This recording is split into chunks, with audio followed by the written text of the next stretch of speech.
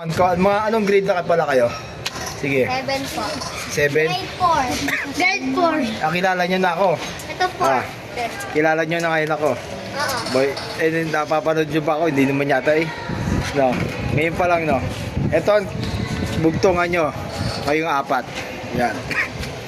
Lumalabas sa kuweba, biglang nagpaparamdam kahit walang salita. Lahat nagtatakbuhan. Ano yon? Sige, sumagot kayo dyan.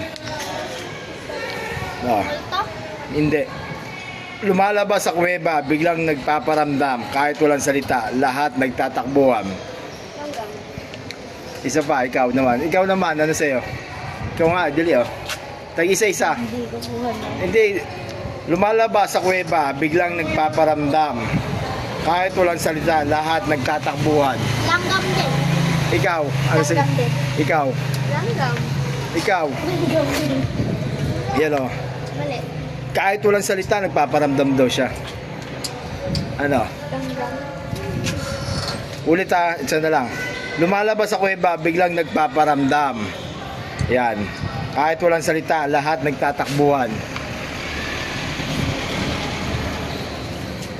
Minsan eh, pag yun na eh, talagang ano, takbuhan kayo. Kahit walang sabi-sabi. Oh, yun oh. Kotse. Isa na lang. Ang last na yun, pag hindi pa yan sagot, wala na. Yeah. Ano? Ano? Aso?